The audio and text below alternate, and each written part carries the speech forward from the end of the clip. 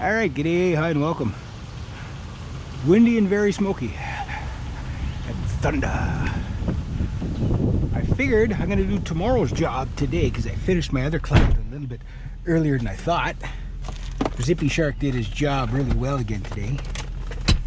So, brand new oil in my truck, like that. I just don't know if it's gonna rain. We need the rain, trust me. So if you guys haven't heard, my province is on fire.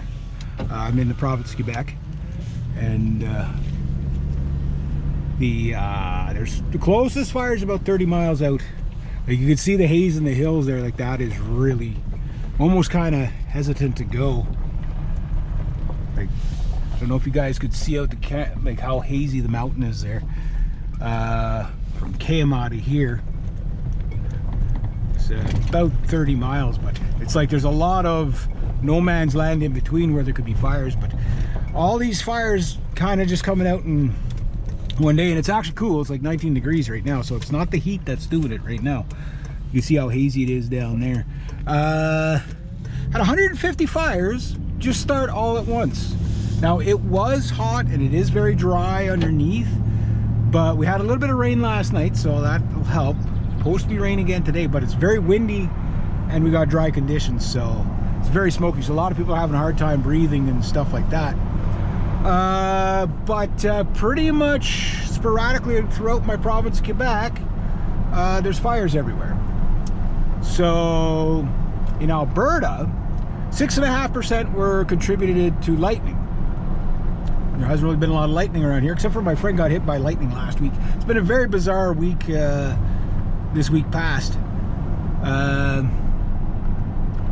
Just finished whippersnipping here. Filled in some fence posts, looking good. Filled in the driveway a bit, do a little bit more, but and in Alberta, the other so you got 6.5% is due to lightning strikes apparently. The other remaining whatever 93.5%, half of it is human caused and the other half is unknown. So in other words, human caused. Now the only question is, how much is just idiots? You know, I gotta burn my leaves and my hay right now when it's hot, dry and windy. You'd be surprised how many people are like that. They have to burn their yard clippings right now because it's springtime or summertime technically, and we have to do that right now, right? Looks like my seat was, somebody put my seat back. It's like I like to be close to my wheel. So Occam's razor is a theory that means usually the most obvious answer is usually the correct one. Okay, so it's been hot and dry, okay? That's tinder conditions for fire, right? It's almost more than half is human caused. The other's unknown, but probably still human caused, majority. But the question becomes is how much, okay, if you have 150 fires, okay, in the past 10 years, the seasonal average for fires in Quebec is I think 198. This year it's 300 and something. So how do you have 150 fires just go poof, almost simultaneously according to a satellite image? Could it be underground volcanic activity? Possibly. I mean, you know, it's we're, you know, there's tectonic plates, there's stuff like that. That is highly, highly possible. But what would be the number one most likely? Arson. That's what I say. Now, can I prove it? No, but we got a lot of really wacky people in the world, so I can't go too far in depth on this video just because it's YouTube and YouTube bans everything, right? So if you have a theory about anything, oh no, you can't say that, they'll spread rumors or whatever. But common sense says somebody's lighting these fires. Whether it's in BC, like 2 years ago, they burnt out California, now they're burning us out, right? So whoever it is, a lot of geopolitics going on in the world that I can't get into on this, but I do get into on my professional, my BitChute, which you can follow that link down below, and then you can find out all my unpopular views.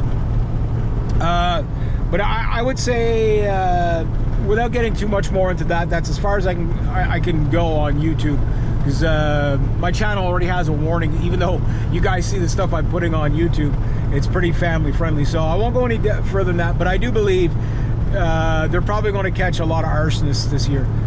Sometimes it's firefighters are the arsonists, serial arsonists and stuff like that. They get addicted to the rush of fighting the fires and becoming the hero. They got a guy in California back in the 90s like that. He must have lit like 10,000 fires. They had another guy lighting holy fires, but I'm not allowed to mention which sector religion he was. But yeah, that's what he was doing. That's what he said. Yeah, I was lighting. He lit like 64 fires. So around here, look at the haze. That's scary. So instead, what I'm going to do is I'm going to change the direction of the video. Is, do you have your smoke detectors up to date? Ours are. I just replaced some for some clients about 2 weeks ago, 3 weeks ago. Do you have a bug out bag in case the fire gets close and you have like a 15-minute warning, 2-minute warning, 30-second warning? Fire can travel at 100 yards. See that car way up ahead? It could travel that in under a minute. We're talking flames higher than these trees and hydro posts, traveling that far, almost sideways like that, in under a minute. Sometimes even 30 seconds if the wind's strong enough. Think about that kind of, you cannot outrun that speed. At 60 miles an hour, you might outrun that speed. That is fast. Why? Because 96 kilometers per hour is 60 miles per hour, right? 60 miles per hour is approximately 1 football field a second. So if that thing is gaining on you, you got to be up to speed by that. By the time that thing, the flames are licking the tailgate, you better be up to speed, because you won't outrun it otherwise. It will catch you that fast. Yeah, so have bug out water, have bug out your family photos, your documents. Now's the time to sort the stuff, because we're going to see fires everywhere all summer. Canada, the United States, Europe. There's just lots going on in the world. And no, I won't say it's climate change, because when you look at the patterns, if it was climate change, we'd all be dead. We'll just put it to that way. So the only thing I can say, guys, on this channel is stay safe. Have a get out bag. Have a plan for your children, your teenagers, whatever.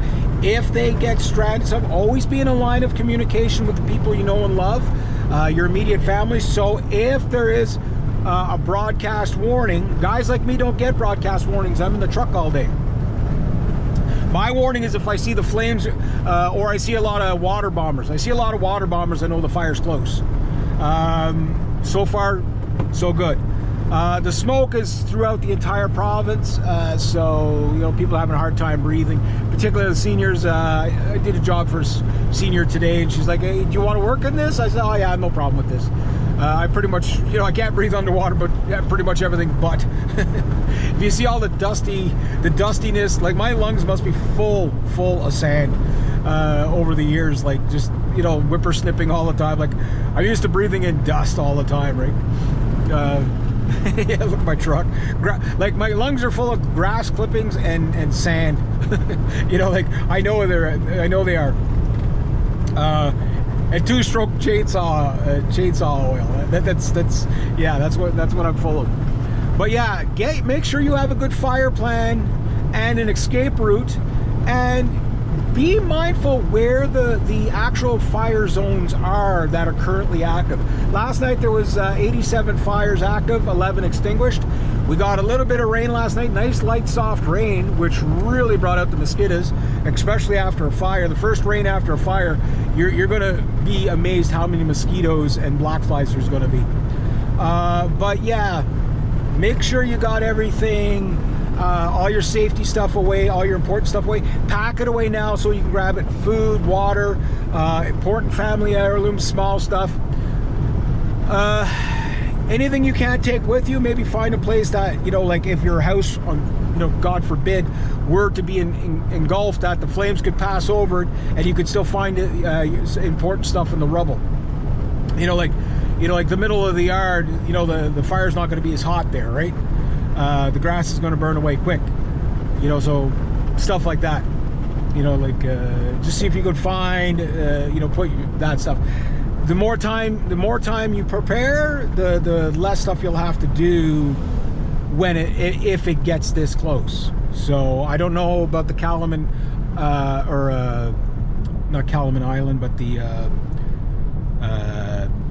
KMA road, how far back it was, but that's KMA is about, from one end to the other, would be under 50 miles away, so that can travel pretty fast in a night or two, especially in dry conditions.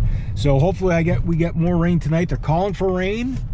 What I want to see is like light rain overnight, so it soaks in, because the problem is when it just downpours, all you get is runoff, and then it's dry underneath. The reason why you get, a lot of people don't realize how rain creates drought.